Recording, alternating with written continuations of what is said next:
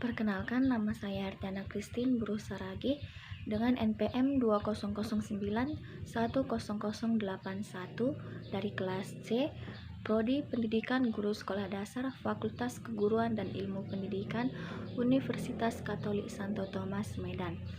Di sini saya akan menjelaskan mengenai perkembangan emosional pada masa remaja, mata kuliah perkembangan peserta didik dengan dosen pengampu Ibu Revlina Sinaga MPD.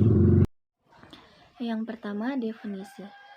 Perkembangan manusia merupakan suatu proses sepanjang kehidupan dari pertumbuhan dan perubahan fisik, perilaku, kognitif, dan emosional.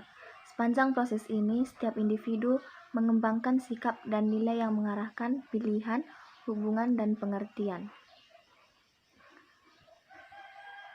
Kata emosi berasal dari bahasa Latin yaitu emovere, yang berarti bergerak menjauh. Arti kata ini menyiratkan bahwa kecenderungan bertindak merupakan hal mutlak dalam emosi. Menurut Daniel Goleman 2002-411, emosi merujuk pada suatu perasaan dan pikiran yang khas, suatu keadaan biologis dan psikologis, dan serangkaian kecenderungan untuk bertindak. Emosi pada dasarnya adalah dorongan untuk bertindak. Emosi adalah reaksi terhadap seseorang atau kejadian. Emosi dapat ditunjukkan ketika merasa senang mengenai sesuatu, marah kepada seseorang, ataupun takut terhadap sesuatu. Selanjutnya, perkembangan emosional remaja. Umar Fakhruddin 2010-48 menjelaskan bahwa perkembangan emosi adalah proses yang berjalan secara perlahan dan anak dapat mengontrol dirinya ketika menemukan self-comforting behavior atau masa merasa nyaman, atau dengan kata lain, anak belajar emosinya secara bertahap. Masa remaja merupakan transisi atau peralihan dari masa anak-anak ke masa dewasa. Pada masa ini, tidak jarang muncul sifat yang dapat dikatakan tidak sopan pada remaja yang perkembangannya tidak dikontrol oleh orang tua ataupun orang dewasa yang berada di sekelilingnya. Selanjutnya, karakteristik emosi pada remaja. Muhammad Ali dan Muhammad Asrori 2004 mengelompokkan karakteristik emosi remaja berdasarkan periode perkembangan, yaitu yang pertama, periode pra-remaja. Mudah tersinggung, cengeng, cepat merasa senang, bahkan meledak-ledak. Yang kedua, periode remaja awal. Cenderung menyendiri sehingga merasa terasing, kurang perhatian dari orang lain, cepat marah dengan cara-cara yang kurang wajar. Yang ketiga, periode remaja tengah. Tuntutan peningkatan tanggung jawab mulai datang dari orang tua, anggota keluarga, dan masyarakat.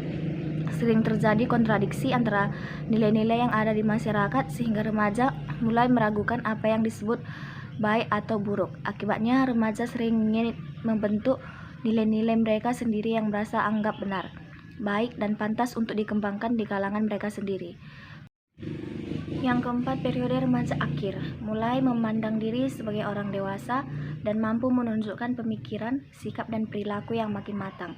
Oleh sebab itu, orang tua dan masyarakat memberikan kepercayaan yang selayaknya kepada mereka. Selanjutnya, ciri-ciri kematangan emosi. Remaja yang sudah mencapai kematangan emosi dapat dilihat dari ciri-ciri tingkah lakunya sebagai berikut. Yang pertama, mandiri dalam arti emosional, bertanggung jawab atas masalahnya sendiri dan bertanggung jawab atas orang lain. Yang kedua, mampu menerima diri sendiri dan orang lain apa adanya. Ketiga, mampu menampilkan ekspresi emosi sesuai dengan situasi dan kondisi yang ada. Keempat, mampu mengendalikan emosi-emosi negatif sehingga pemunculannya tidak impulsif. Ekman dan Friesen dalam Walgito 2004-210 berpendapat bahwa terdapat 3 macam emosi yang dikenal dengan display rules, yaitu adanya 3 macam aturan penggambaran emosi yang terdiri atas. Pertama, masking atau menutupi adalah keadaan seseorang yang dapat menyembunyikan atau menutup emosi yang dialaminya. Emosi yang dialaminya tidak tercetus keluar melalui ekspresi kejasmaniannya. Misalnya, seorang siswa marah karena sikap teman sebangkunya yang meremehkan pekerjaan rumahnya.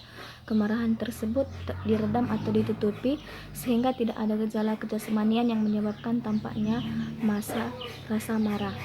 Kedua, modulation atau modulasi. Individu tidak meredam secara tuntas mengenai gejala kejasmaniannya, tapi hanya mengurangi saja. Misalnya, karena siswa tersebut marah, ia hanya menggerutu atau gejala kejasmaniannya, tetapi kemarahannya tidak meledak-ledak.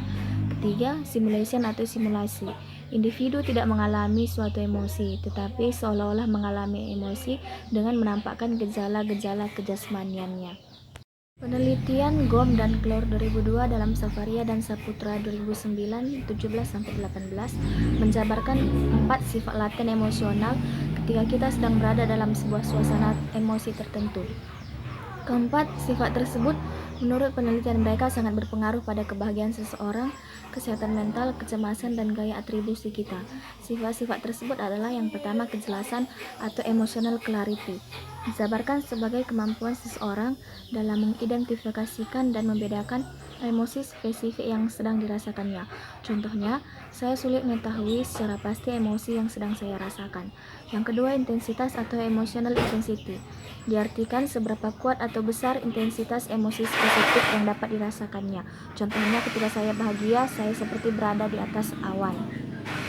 Yang ketiga, perhatian atau emotional attention.